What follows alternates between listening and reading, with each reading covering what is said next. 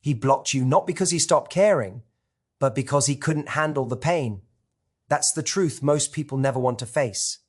We live in a world where silence is misread as hatred and distance is confused with indifference, but the reality is often far more complex, far more human. Sometimes the act of blocking someone isn't a declaration of power, it's a confession of emotional defeat. It's not strength. It's a man running from the battlefield of his own heart because the war inside him hurts too much to fight. Pain is the mirror that shows us who we are, and most people can't stand to look. They crave connection, yet when that connection begins to demand self-awareness, growth, and vulnerability, retreat. Blocking becomes a modern escape route, a digital shield that says, if I don't see you, I won't feel you. But pain doesn't vanish just because you cover your eyes. It festers, it lingers, it matures in silence until it shapes your entire character. When someone blocks you, it's not always rejection, it's exposure. You've touched a nerve that forces them to confront their limits. Maybe you awakened a truth they were desperate to avoid. Maybe you reminded them of the version of themselves they promised they'd never become again. That's not your failure, it's their threshold. The pain became too heavy for their current level of maturity, and rather than rise, they ran. Understand this, the person who blocks you is not free. They're in emotional lockdown, trapped behind walls built from fear, shame, and unresolved guilt. They're not protecting themselves from you, protecting themselves from the reflection of what they feel when they see you. Because love, when it's real, strips away every layer of ego. It doesn't flatter, it exposes. And exposure is terrifying for those who haven't built the internal strength to endure it. You must not internalize their escape as your inadequacy. Their silence doesn't define your worth, it reveals their weakness. The pain they couldn't handle wasn't caused by you, it was simply triggered by you. That's what truth does. It shakes the foundations of comfort and forces people to confront the very things they've been avoiding all along. So don't chase closure from someone who's running from themselves. Don't beg for explanations from a heart that's still bleeding. Closure isn't something they can give, it's something you create when you decide that their silence no longer controls your story. Because strength isn't in getting them back, it's in letting them go without resentment. If they truly stopped caring, they wouldn't need to block you. Indifference doesn't need walls, fear does. It takes courage to remain open, to sit in the discomfort of love that didn't end cleanly, to feel the ache and not hide behind digital barriers. Blocking is the modern equivalent of emotional flight. It's not about boundaries, it's about avoidance. But you grow through the pain they couldn't face. You evolve through the silence they created. Because pain, when met if awareness, becomes transformation. It hardens your spirit, sharpens your vision, and humbles your heart. You learn that love isn't about possession, it's about understanding. It's not about control, it's about acceptance. And acceptance isn't weakness, it's mastery. Every time someone runs from you, the universe gives you a gift, the opportunity to face yourself without distraction. You begin to realize that your peace was never meant to depend on another person's consistency. You start building strength from solitude, resilience from rejection, wisdom from wounds. Let them block you, let them hide. Behind control, you rob yourself of the very strength that comes from honesty. Every strong person you admire has walked through pain, not around it. They faced rejection, failure, heartbreak, and fear. And instead of shutting down, they stayed open. They let emotion refine them, not define them. Because what you avoid, you never outgrow. Avoidance is emotional immaturity dressed up as stoicism. It looks calm, but it's hollow. It looks composed, but it's disconnected. A man who avoids emotion isn't powerful, he's imprisoned. Hess chained by the need to appear unaffected. He spends his life proving Hess above feeling, yet every act of avoidance tightens his own shackles. He becomes reactive in silence, distant in love, defensive in vulnerability. His relationships become a battlefield of half-truths and unspoken pain, not because he doesn't care, but because he's terrified of being seen without his armor. And that's the great illusion. People think avoidance gives control. It doesn't. It steals it. True emotional control isn't about denial, it's about awareness. It's the quiet confidence of someone who can say, yes, this hurts, yes, I'm scared, but I'm not running. That's strength, that's growth. You don't control emotion by ignoring it, you master it by understanding it. Avoidance is a fear response. The nervous systems attempt to protect the ego from exposure, but protection has a price. When you shield yourself from pain, you also block out connection, empathy, and love. You can't selectively numb emotion. If you numb pain, you numb joy. If you suppress heartbreak, you suppress intimacy. The very thing you're avoiding feeling is the only bridge to a meaningful life. So ask yourself, what are you avoiding? Who are you pretending not to miss? What truth are you refusing to admit because it threatens the image of control you've built? Growth begins when you stop pretending, when you let yourself feel without shame, when you stop calling fear peace. Because peace isn't found in distance, it's found in depth. Real strength looks nothing like suppression. It's not silent, it's stable. It doesn't hide emotion, it handles it. A strong mind doesn't need to block, ghost, or detach to protect itself. It communicates, reflects, learns. Emotional maturity is the ability to confront discomfort and still choose integrity. Weakness avoids. Strength processes. Weakness hides behind calm faces. Strength bleeds and rebuilds. There's a difference between boundaries and avoidance. Boundaries come from self-respect. Avoidance comes from fear.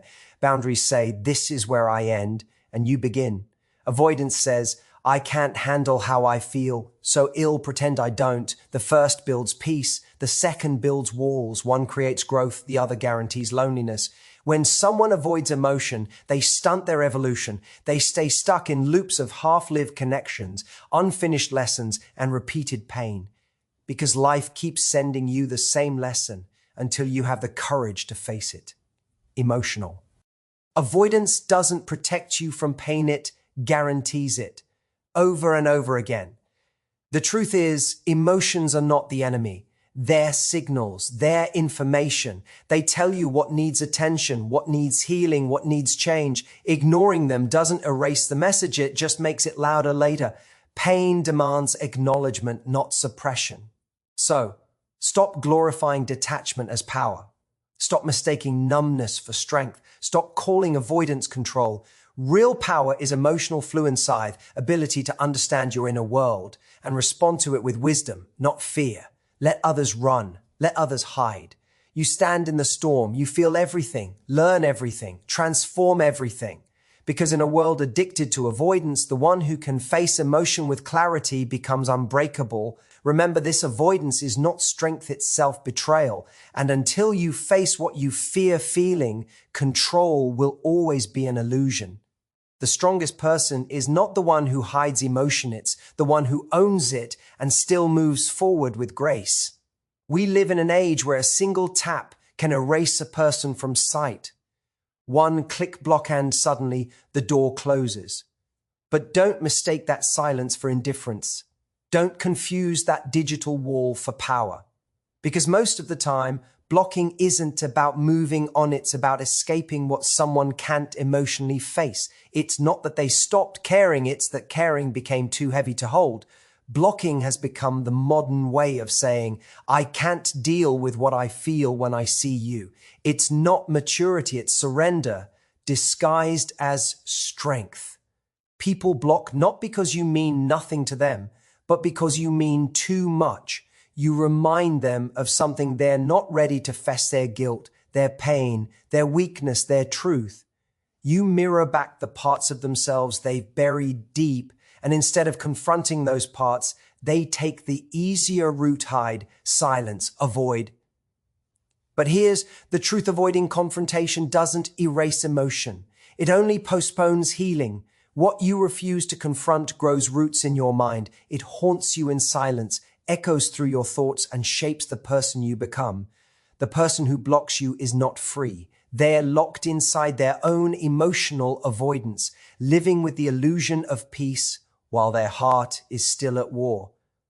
People don't block to forget. They block to stop feeling. They block to stop remembering. But emotion doesn't obey the commands of a button. The heart doesn't understand blocked. It only understands what was felt, and that cannot be deleted. The more they run from it, the more it grows in shadow. What we suppress doesn't disappear. It transforms into anxiety, regret, restlessness. It lingers. You see, confrontation takes courage.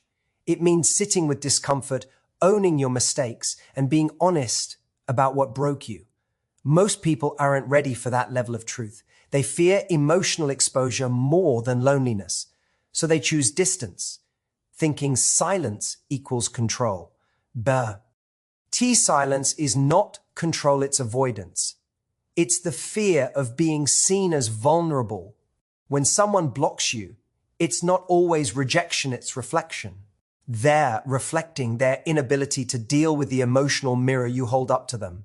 Maybe you reminded them of a promise they broke, a love they mishandled, or a wound they never healed. And instead of facing the lesson, they cut off the classroom. That's not power, it's paralysis. Don't take their silence personally. Take it as evidence that your presence carried weight, evidence that you mattered deeply enough to stir something real inside them. Weak people block the truth because they fear accountability. Strong people face it even when it burns. In life, there are two kinds of people, those who confront and those who escape. The confronter grows, the escaper repeats. Because what you refuse to confront will revisit you in different faces, different relationships, different moments, until you finally decide to stop running. Pain doesn't disappear through avoidance, it demands attention through repetition. So when someone blocks you, don't see it as the end. See it as proof of emotional limitation. You grew beyond the capacity of what they could handle. Your energy, your truth, your emotional depth, these things demanded growth, and they weren't ready. They mistook intensity for danger, when in reality, it was just realness. And realness terrifies the unhealed. We're living in a generation that glorifies detachment, where ghosting and blocking are painted as power moves. But true power isn't in disappearing, it's in facing what's uncomfortable. It's in having the courage to speak truth even when it shakes your voice. It's in staying calm while being honest, in owning your emotions without letting them own you. That's strength. Avoidance is cowardice dressed as calm, so don't resent the one who blocked you. Pity them not out of arrogance, but understanding. They're not your enemy, they're a student who quit the lesson halfway through. Life will keep teaching them until they're ready to learn. You don't need to chase them or explain yourself to them. Let them sit with their silence. Let them taste the emptiness they chose. Because sometimes silence is the only teacher left. You, on the other hand, rise. Don't block your own growth by obsessing over what was lost. The pain they avoided, feel it. The truth they ran from, face it. The lesson they ignored, learn it. That's how you win. You turn their avoidance into your awakening. You turn their silence into your self-mastery. Remember, people block what they can't bear to confront. They don't block you because you're forgettable. They block you because you're unforgettable. You stirred something real in them, something they weren't ready to meet. Maybe it was love, maybe it was regret, maybe it was the version of themselves they didn't want to see reflected in your eyes. But whatever it was, it mattered. Let them hide, let them pretend. You don't need to, because the person who can face truth, who can handle emotion without fear, becomes unstoppable. You become immune to manipulation, unshaken by silence, unbothered by rejection. You begin to operate from peace, not pride. And one day, the same people who blocked you will look back, not with anger, but with realization. They'll understand that what they ran from wasn't you, it was themselves. They'll realize that blocking you didn't save them from pain, it saved them from growth. People block what they can't bear to confront, not what they don't care about. Their silence isn't your loss, it's their unfinished lesson. You, however, keep rising. Because the one who faces the truth always wins in the end. Most people spend their lives running from pain, from accountability, from truth. They run into distractions, into temporary pleasures, into anything that numbs the ache of reality. But the truth has a strange way of waiting. No matter how far you run, it will meet you again sharper, louder, harder. Because strength is never built in escape, it's forged in confrontation. The strongest people aren't the ones who avoid the fire there, the ones who walk through it and let it shape them. Escape is easy. Anyone can run. Anyone can drown their thoughts in noise, in validation, in excuses. But facing truth, that's rare, because truth demands honesty, and honesty strips away everything fake. It exposes your ego. It burns your pride. It reveals the parts of you you'd rather keep hidden. And yet, that's where real transformation begins, not in comfort, but in the confrontation of your own reflection. The truth that burns is the truth that builds. It's the kind that shatters illusions so you can rebuild on something real. Pain is not your enemy, it's your sculptor. It carves away weakness, denial, and dependency until all that's left is authenticity. When you face truth, you stop living as a victim and start living as a creator. You stop saying, why is this happening to me? And start asking, what is this trying to teach me? The weak escape truth because it threatens their comfort. They say, I'm fine when they're breaking. They blame others instead of looking inward. They avoid accountability by calling it peace. But strength is the opposite. It's the discipline to sit in discomfort without collapsing. It's the courage to admit, this hurts, but I'm not running. True strength is built in moments when you want to escape but don't. When you want to block, to numb, to distract, but instead you face it head on. You look at the pain, the guilt, the regret, the fear, and you decide to deal with it instead of hiding from it. That's what separates maturity from avoidance.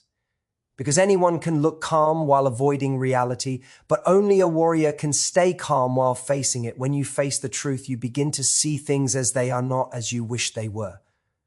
That clarity can feel brutal at first. It burns away the illusions that once comforted you, but eventually that burn becomes cleansing. You start to realize that every painful truth is an invitation to grow, to rise, to evolve.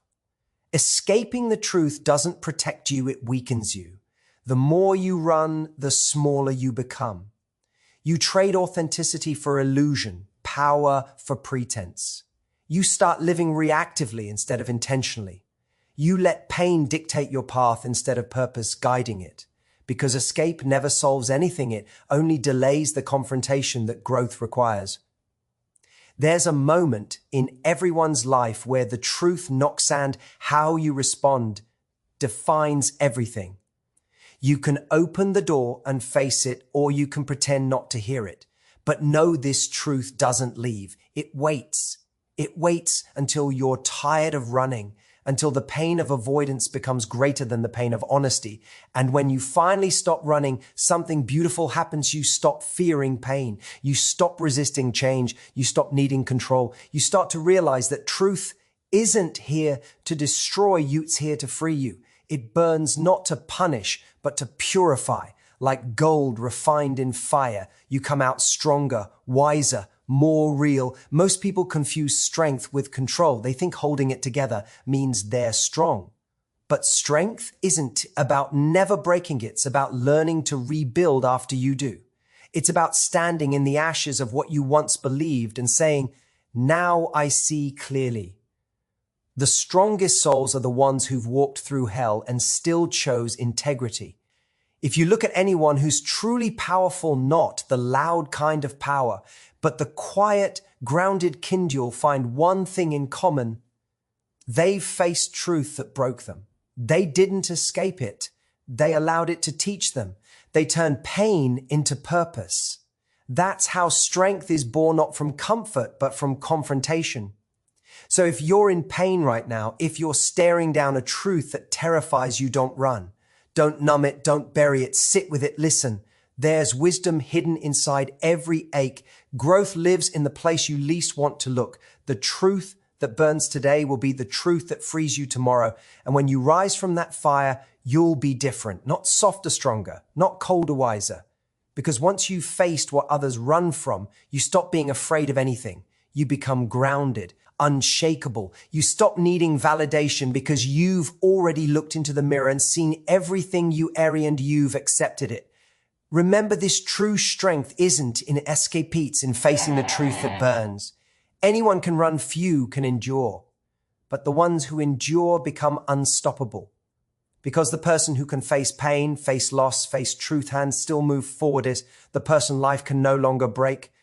Pain has a way of testing everything we claim to be. It strips away the performance, the pretty words, the comfort and the illusion. When love meets pain, the truth surfaces. Not about love itself, but about the people within it. Because pain doesn't kill, love and maturity does. Pain doesn't end connection, it reveals whether it was real enough, deep enough, strong. Enough to endure the fire. Everyone says they want love, but few are prepared for what love demands. Real love isn't all smiles, warmth, and effortless connection. It asks for patience when you feel angry. It asks for understanding when your ego wants to win. It asks for accountability when your pride wants to blame. Pain is the weight that reveals whether your love was built on emotion or on character. When two people face struggle, when something breaks, when disappointment cuts deep, this is where the truth begins. Immature love runs, mature love reflects, immature love blames, mature love asks, what can I learn from this? Immaturity escapes through silence, manipulation, or distance. Maturity confronts the issue, faces the discomfort, and chooses growth over ego. Pain is a mirror. It shows you where you stand emotionally. It doesn't lie. If someone shuts down, blocks, avoids, or lashes out when things get hard, it's not because they stopped loving, it's because they hit the edge of their maturity. They reached the emotional ceiling of what they could handle. The love didn't end, their capacity did. That's why heartbreak is one of life's greatest teachers. It doesn't just reveal who someone else is, it shows you who you are. Do you collapse when things hurt, or do you evolve? Do you respond with revenge or with reflection? Do you run from pain, or do you let it make you wiser? These are the questions that define emotional maturity. The immature seek comfort above truth. They think love should always feel good, so when it starts to hurt, they assume it's broken. But mature love understands that pain is not proof of failure, it's proof of depth. It means you cared enough to be affected. It means you invested, risked, and felt. And that's where growth begins. Pain forces people to reveal what they're made of. Some crumble and hide behind pride, others rise and grow through humility. Some block and disappear, others communicate and rebuild. The difference isn't in how much they love, it's in how much they've evolved. Because love without maturity is fragile. It reacts instead of responds. It clings instead of understands. It confuses attachment for connection. Real love demands emotional endurance. It asks you to hold space for someone's flaws while also confronting your own. It asks you to stay honest even when honesty hurts. That's why so many people fail love's test. They mistake intensity for strength. They think passion will carry them. But passion fades when pain arrives. What remains is character. And that's where maturity either holds or collapses. Pain, when met with maturity, becomes a bridge. It creates understanding, humility, and closeness. When met with immaturity, it becomes a wall. It turns love into ego battles, silence games, or emotional shutdowns. The pain didn't cause the distance, it revealed it. You can tell how evolved someone is by how they handle emotional friction. A mature person doesn't hide from discomfort, they lean in. They communicate, they regulate. They take responsibility. They understand that love isn't destroyed by pain, it's deepened through it if both people are willing to face it. But when one partner avoids the lesson, the relationship cracks under the weight of unprocessed emotion. So don't believe the lie that pain means love has died. Pain is the test of love's endurance. If someone walks away when things get hard, they were never ready for real love. They were only ready for the fantasy. Real love isn't about staying when it's easy. It's about showing up when it's difficult. Pain refines those who are ready and exposes those who aren't. It separates connection built on ego from connection built on authenticity. It shows whether someone can hold love through chaos or only through comfort.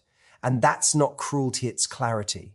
Life uses pain to show you who can stand beside you in the storm and who only showed up for the sunshine. If you want to grow, stop fearing pain.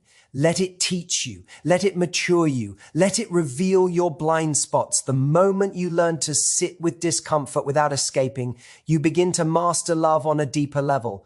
Because love isn't sustained by emotion, it's sustained by maturity, patience, and truth. The next time someone disappears, lashes out, or shuts down when love gets hard, remember this: it's not that they didn't feel love, it's that they couldn't hold it. Their love hit the limits of their emotional growth. And that's not a reflection of your worth, it's a reflection of their capacity. So don't lower your standard just to meet someone at their level of maturity. Keep growing, keep healing, because the more you evolve, the more your love becomes peace, not chaos. Clarity, not confusion. Security, not games. Pain doesn't destroy love, it refines it. It removes the illusions, the pride, the ego, and leaves only truth. And sometimes that truth is that one person was ready for real love and the other wasn't. But even that realization is a victory, because it means you've grown beyond the level where avoidance used to rule you. Let pain purify your love. Let it turn your vulnerability into wisdom, because when you face it with maturity, you don't lose, you transform. The person who can hold love through pain, who can stay kind in chaos, who can remain true in trials, that person doesn't just love deeply, they love powerfully. Remember, this pain is not the end of love. It is the revealer of strength, the divider between ego and truth, and the test that only the mature can pass. Those who face it rise. Those who run remain the same. The pain